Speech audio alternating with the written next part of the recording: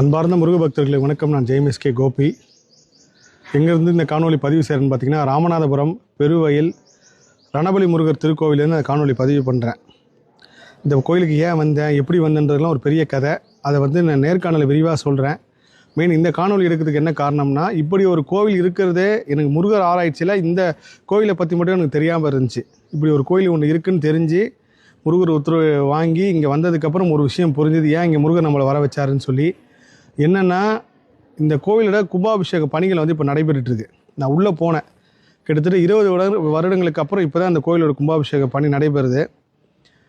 இந்த காணொலியில் என்ன கேட்குறேன்னா, என்ன கோரிக்கை வைக்கிறேன்னா, எனக்கு நிறைய முருக பக்தர்கள் பேசியிருக்காங்க. ஒரு 1000 பேர் பேசுகிறாங்கன்னா அதில் குறைஞ்சபட்சம் ஒரு 300 பேராவது முருகன் எனக்கு இந்த வாழ்க்கையை கொடுத்துருக்காரு, முருகர் போட்ட பிச்சை, முருகரால் நல்லா இருக்கேன், குப்பையில் இருந்த என்ன கோபுரத்தில் உட்கார வச்சிருக்காரு முருகன் எத்தனையோ பேர் சொல்லுவாங்க. அவங்களுக்காக தான் இந்த காணொலி.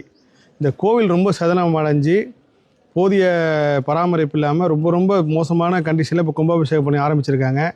முருகரால் வாழ்க்கை பெற்றவங்க, முருகர் எனக்கு எல்லாமே கொடுத்துருக்காருன்னு நினைக்கிறவங்க கண்டிப்பாக இந்த கோயிலுக்கு உலகம் ஃபுல்லாக எங்கேருந்து நீங்கள் பார்த்தீங்கனாலும் நேரடியாக உங்களுக்கு தெரிஞ்சவங்க மூலியமாவோ இல்லை உங்களுக்கு நண்பர் மூலியமாவோ இந்த கோயிலுக்கு நேரடியாக கும்பாபிஷேகத்துக்கு உங்களால் முடிஞ்ச பணியை உதவியாக செய்யுங்க.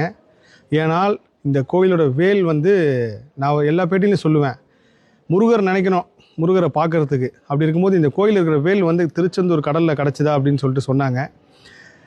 பெரிய அதிசயம். அந்த வேலை பார்க்குறதுக்கு ஒரு புண்ணியம் பண்ணியிருக்கணும், பெரிய பாக்கியம் பண்ணியிருக்கணும். நான் ரொம்ப ஆசையாக இருந்தேன் நீங்கள் அந்த வேலை பார்க்கலான்னு சொல்லி. ஆனால் அந்த வேலை இன்னைக்கு கிடைக்கல. வேல் காப்பகத்தில் இருக்கான், அதோட ட்ரெஷரில் இருக்குது. இன்றைக்கி பார்க்க முடியாதுன்னு சொல்லிட்டாங்க. நான் எப்போயுமே இந்த மாதிரி சூழ்நிலை நடக்கும்போது ஒன்று மட்டும் உணர்வேன், மனிதன் போடும் கணக்கு வேறு, முருகர் போடுற கணக்கு வேறு. கண்டிப்பாக முருகர் இதோட ஒரு பெரிய ஒரு அற்புதம் நிகழ்த்துறதுக்காக கூட இதை பண்ணியிருக்கலாம்.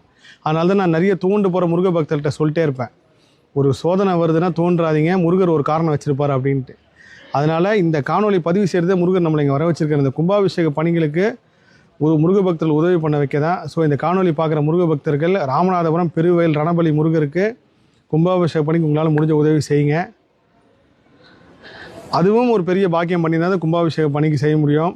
முருகரால் வாழ்க்கை பெற்றவங்க, முருகரால் வாழ்க்கை கிடைச்சவங்க, முருகனுக்காக வாழ்கிறவங்க, நல்ல பொருளாதாரத்தில் இருக்கவங்க, மேன்மையில் இருக்கிறவங்க நேரடியாக இந்த கோயில் கும்பாபிஷேகம் உதவி பண்ணுங்கள். அற்புதமான ஸ்தலம். எல்லா புகழும் முருகனுக்கே. நன்றி.